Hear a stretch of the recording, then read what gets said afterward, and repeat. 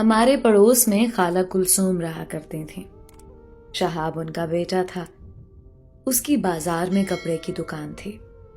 ایک روز قریبی قصبہ سے کچھ خواتین کپڑا خریدنے آئیں جو تمام برقعوں میں ملبوس تھیں۔ انہی میں ایک لڑکی سائرہ بھی تھی جس نے خود کو چادر سے ڈھانپ رکھا تھا۔ سائرہ جب اپنے لیے جوڑا پسند کر رہی تھی، اس کے چہرے سے چادر سے رکھ گئی اور شہاب نے اس کی ایک جھلک دیکھ لی۔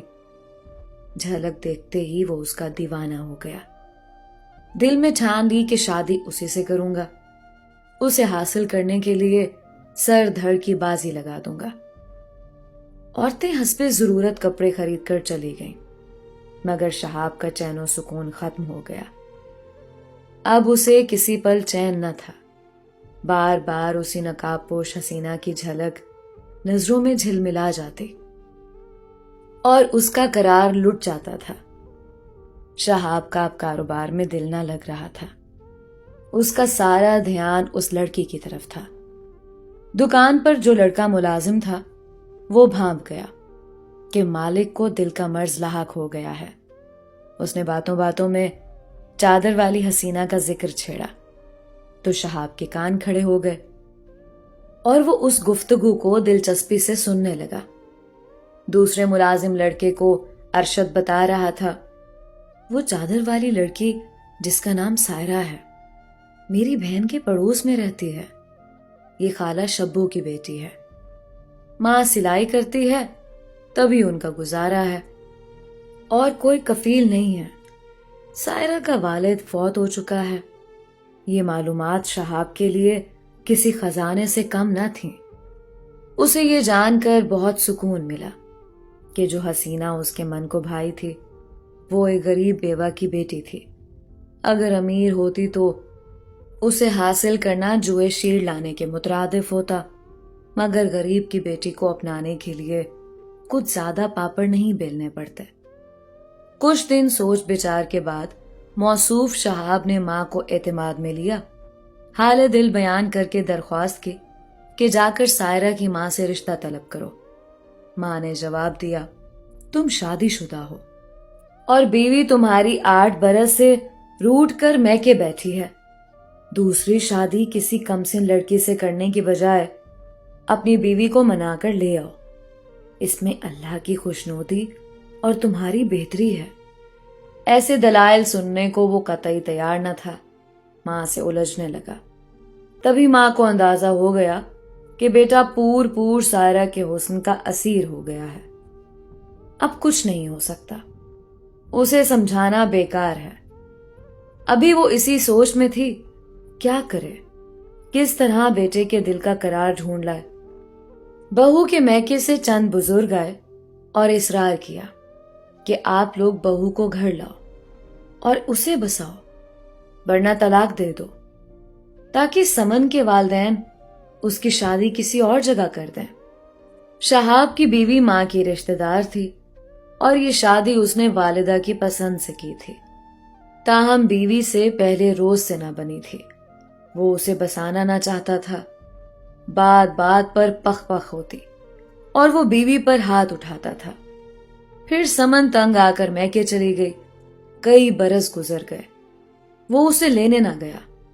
سمن کے والدین شروع میں صلح کی کوشش کرتے رہے اور اب وہ کہتے تھے، بسانا نہیں ہے تو طلاق دے دو، ہماری بیٹی کی زندگی اس طرح برباد نہ کرو۔ شہاب نے ان پیغامات کا جواب نہ دیا تو وہ لوگ فیصلہ کن بات کرنے آ گئے۔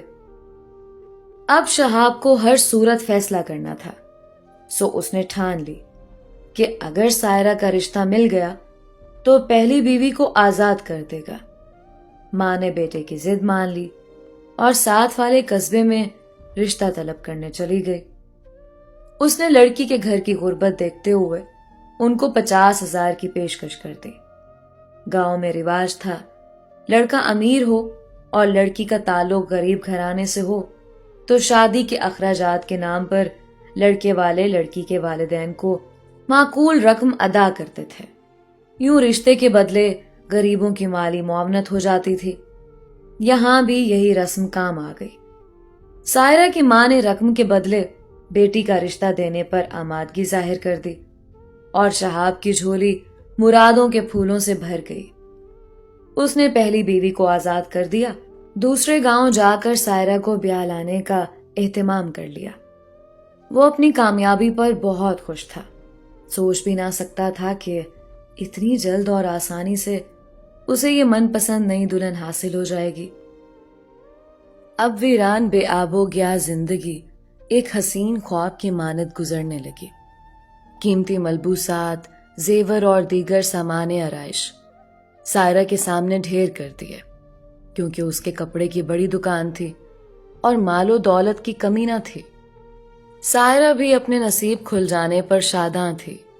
سہیلیاں اس کی پرتعش زندگی پر رشک کرتی تھیں، ایک دوسرے سے حسرت سے کہتی تھیں، نصیب ہو تو ایسا، شابی بیوی کو دل و جان سے چاہتا تھا۔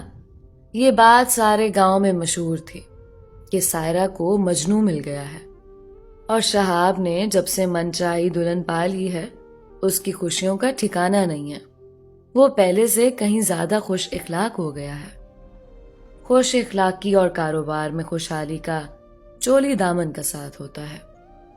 شہاب گاہکوں کے ساتھ حلیمی اور خوش اخلاقی سے پیش آنے لگا، کاروبار میں اضافہ ہوا، اور جو مندی چل رہی تھی وہ نہ رہی۔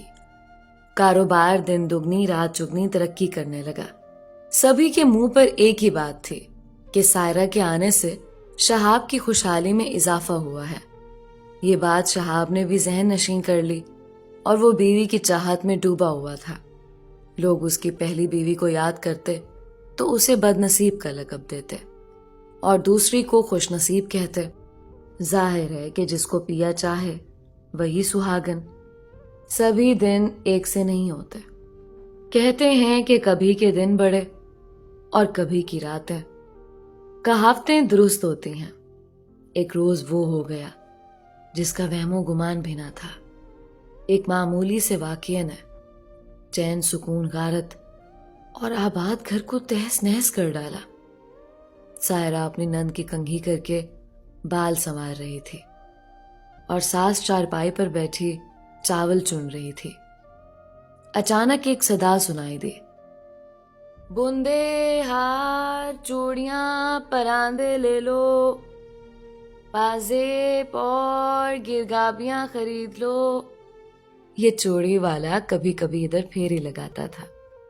قصبے سے آتا، خاص طور پر جب کسی کے گھر میں شادی بیاہ کی تقریب نزدیک ہوتی یا عید کا موقع ہوتا، اسے خبر ہوتی کہ اب قصبے والوں کو اس کی ضرورت ہے۔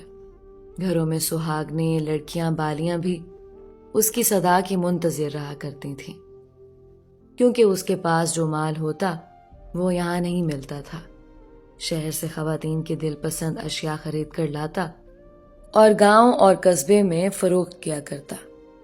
جہاں سائرہ رہتی تھی، اول تو بازار کوئی خاص نہ تھا، کچھ دکانیں تھیں جن میں یہ مال مطلوبہ دستیاب نہ ہوتا تھا، لہٰذا چوڑی والے اپنے ٹوکرے میں یہ سامان بھر کر سر پر رکھے گاؤں گاؤں صدا لگاتے، اور دروازے پر پردہ نشین خواتین پسند کر کے خرید لیا کرتی تھیں۔ اس روز بھی جب مٹھو کی صدا کانوں سے ٹکرائی تو سائرہ کی نند ریحانہ کا دل اچھل کر حلق میں آ گیا۔ وہ دوڑتی ہوئی دروازے پر گئی اور مٹھو کو پکارنے لگی۔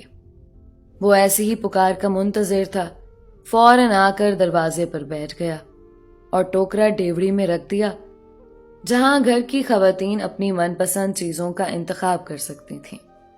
دوسری نند بطول نے ٹوکرے پر نظر ڈالی اور پکارنے لگی، بھابھی سائرہ، ادھر آنا، دیکھو وہ کیسی شاندار چوڑیاں اور گرگابیاں ہیں، آؤ مجھے بتاؤ کون سی لوں۔ سائرہ نے ساس کی طرف دیکھا جیسے اجازت طلب کر رہی ہو۔ وہ بولی، ہاں ہاں جاؤ، دیکھو اور تم بھی اپنے لیے پسند کر لو۔ یہ چوڑی والا کبھی کبھار ہی پھیری لگاتا ہے، جانے پھر کب آئے۔ عید قریب ہے، جو پسند آئے لے لو۔ نند بھاوج ڈیوڑی میں بیٹھ کر ٹوکرے سے اپنی پسندیدہ چیزیں اٹھا کر ایک جانب ڈھیر کرتی جاتی تھیں۔ انہوں نے 2 جوڑے گرگابیاں، ہار، بندے